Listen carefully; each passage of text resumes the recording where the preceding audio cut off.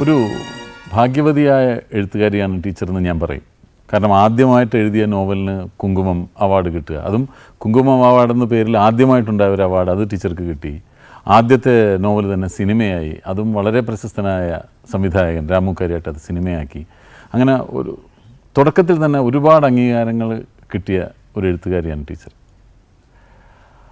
എന്താണ് ഈ നെല്ല് എന്ന് പറയുന്ന നോവൽ ആദ്യം എഴുതാൻ, അല്ലെങ്കിൽ ആ ഒരു പശ്ചാത്തലത്തിൽ ഒരു നോവൽ എഴുതാൻ ടീച്ചർക്കൊരു പ്രചോദനം ഉണ്ടായ കാര്യം എന്താണ്? നെല്ല് നമ്മുടെ കേരളത്തിലെ വനം പ്രദേശത്തിലെ ആദിവാസികളുടെ ഒരു ജീവിതമണ്ഡലാണ്. തിരുനെല്ലിയാണ് അതിൻ്റെ ഒരു തിരുനെല്ലി. അവിടെ ഒറിജിനൽ വയനാട് എന്ന് അറിയാവുന്ന ഒരേ ഒരു സ്ഥലം ഇപ്പോഴും ഏതാണ്ട് അന്നും ഇത് മാത്രമേ ഉണ്ടായിരുന്നുള്ളൂ. അപ്പോൾ ആദിവാസികളുടെ കാര്യത്തിൽ ഞാൻ ചരിത്രം പഠിച്ചിട്ടുള്ള സ്റ്റുഡൻ്റാണ്.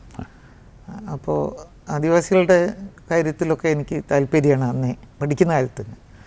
അങ്ങനെ അച്ഛൻ കുറേ കാലം വയനാട്ടിൽ ജോലി ഉണ്ടായിരുന്നു, അതുകൊണ്ട് അവരെ പറ്റി കൂടുതലായിരുന്നു. പക്ഷേ അച്ഛൻ്റെ കൂടെയൊന്നും പോയിട്ടില്ല, അന്ന് ഞങ്ങൾ ചെറിയ കുട്ടികളാണ്.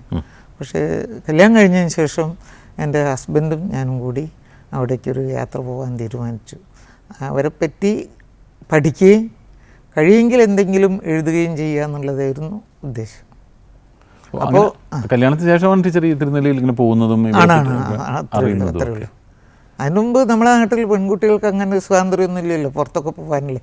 പിന്നെ പിതാക്കന്മാരും അത്ര ദൂരെയൊന്നും നമ്മളെ തന്നെ കൂട്ടിക്കൊണ്ടു പോകുന്നില്ലല്ലോ. കല്യാണം കഴിഞ്ഞത് ഒരു കണക്കിന് സ്വാതന്ത്ര്യത്തിലേക്കാണ് കല്യാണം കഴിക്കുന്നത്. ശരി. അങ്ങനെ പോയത് നല്ല കഷ്ടപ്പാടുണ്ടായിരുന്നു. അവാർഡ് കിട്ടിയെന്ന് നിങ്ങൾ പറയുന്നു, അതിന് പിന്നിലുള്ള കഷ്ടപ്പാട് വളരെ ഭയങ്കരമായിരുന്നു.